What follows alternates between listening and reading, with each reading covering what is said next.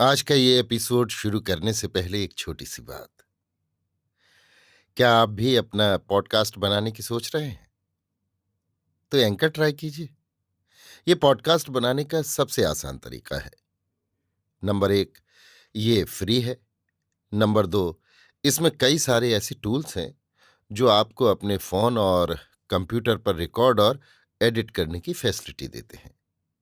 Number 3, आप अपने podcast को डिस्ट्रीब्यूट भी कर सकते हैं, जिससे इसे स्पॉटिफाई और दूसरे प्लेटफॉर्म पर सुना जा सके।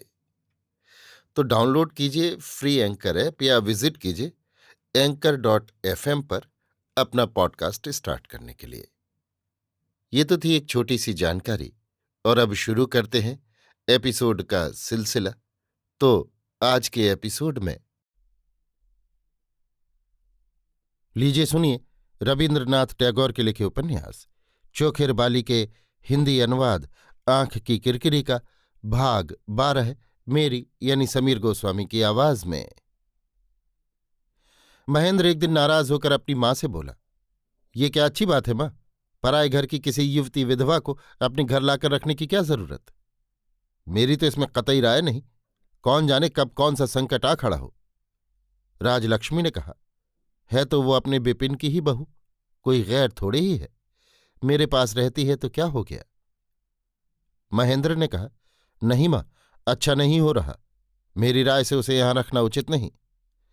राजलक्ष्मी खूब अच्छी तरह जानती है कि महेंद्र की राय की उपेक्षा करना आसान नहीं।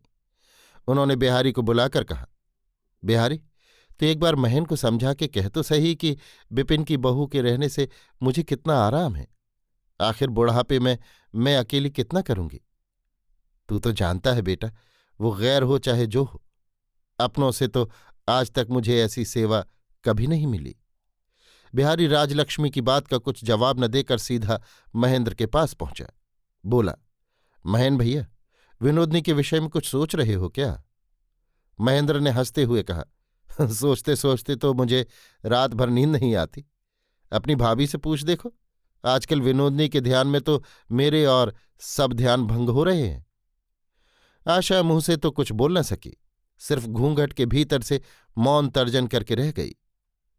बिहारी ने कहा, कहते क्या हो? द्वितीय विश्व वृक्ष की तैयारी तो नहीं? महेंद्र ने कहा, बात तो कुछ ऐसी ही है। अब उसे विदा करने के लिए चुन्नी के प्राण फड़फड़ा रहे हैं।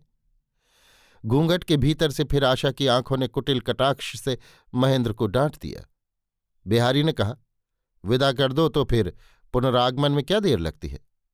विधवा का ब्याह कर दो ना, जहर के दांत बिल्कुल ही उखड़ जाएंगे। महेंद्र बोला, विश्ववृक्ष की कुंद का भी तो ब्याह करा दिया गया था। बिहारी ने कहा, खैर, इस उपमा को अभी रहने दो। विनोदनी के विषय में मैं भी कभी कभी सोचता हूं। तुम्हारे यहां तो वो हमेशा नहीं रह सकती, और फिर देश में जैसा जंगल देख आया हूं, वहां भी तो यावत जीवन उसे वनवास में नहीं भेजा जा सकता। इतना कठोर दंड सहा कैसे जाएगा? विनोदनी अब तक महेंद्र के सामने नहीं निकली थी, किंतु बिहारी ने उसे देखा है, और देखते ही वो इतना समझ गया है कि ये नारी जंगल में डाल रखने लायक नहीं है। किंतु एक ही अग्निशिखा घर के प्रदीप में और तरह से जलती है, और घर में आग दूसरी तरह से लगाती है। ये बात भी महेंद्र ने न सोची हो सो बात नहीं। महेंद्र ने इस बात पर बिहारी की खूब खिल्ली उड़ाई, और बिहारी ने भी उसका जवाब दिया, किंतु उसका मन समझ गया था कि ये नारी खिलवाड़ की चीज नहीं, और न इसकी उपेक्षा ही की जा सकती है। राजलक्ष्मी ने विनोदनी को सावधान कर दिया। उन्होंने कहा, देखो बेटी, बहू से तुम जो इतना हेलमेल रखती हो, उसे अपने पास उलझाए रहती हो, ऐसा न किया करो। तुम गांव की रहने वाली हो, आजकल का चाल चलन तुम्हें नहीं मालूम। आखिर तुम खुद समझदार हो, सोच समझकर चलना ही ठीक है। इसके बाद से विनोदनी अत्यंत आडंबर के साथ आशा को अपने से दूर दूर रखने लगी। कहती, बहन, मैं इस घर की कौन हूं? मुझ जैसी गरीबन को तो अपनी आबरू बचाकर चलना चाहिए, नहीं तो किस दिन क्या हो जाए कौन कह सकता है। आशा बहुत रोई धोई, बहुत गिड़गिड़ाई, मनाने की काफी कोशिश की, किंतु दृढ़ प्रतिज्ञ विनोदनी टस से मस न हुई। मन में भरी बातों से आशा आकंठ परिपूर्ण हो उठी, किंतु विनोदनी ने एक न सुनी। इधर महेंद्र का बाहुपाश धीरे धीरे शिथिल होता आ रहा था और उसकी मुग्ध दृष्टि भी मानो क्लांति से घिरी आ रही थी। पहले उसे जो अनियम और उच्छृंखलता कौतुकजनक मालूम होती थी, अब वो धीरे धीरे उसे पीड़ा पहुंचाने लगी। आशा की सांसारिक कपटुता पर उसे क्षण क्षण में गुस्सा आने लगा, किंतु मुंह खोलकर कुछ कहता नहीं। उसके कुछ न कहने पर भी आशा भीतर ही भीतर अनुभव करती रहती है कि निर्वच्छिन्न मिलन में प्रेम की मर्यादा मिलान होती आ रही है। महेंद्र के लाड़ प्यार में अब कुछ बेसुरापन आने लगा है। कुछ तो झूठी ज्यादती होती है और कुछ आत्मप्रवंचना।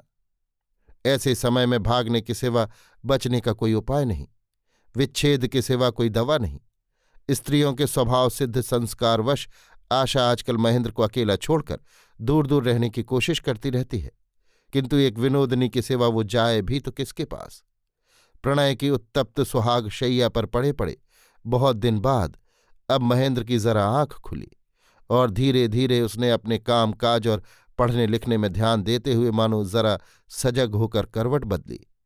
अपनी डॉक्टरी किताबों का उसने नाना असंभव स्थानों से उद्धार किया, उनकी धूल झाड़ी और अचकन पतलून वगैरह को धूप दिखाने की तैयारी करने लगा। अभी आप सुन रहे थे रवीन्द्रनाथ टैगोर के लिखे उपन्यास चोखेर बाली के हिंदी अनुवाद आंख की किरकिरी का भाग 12, मेरी यानी समीर गोस्वामी की आवाज में।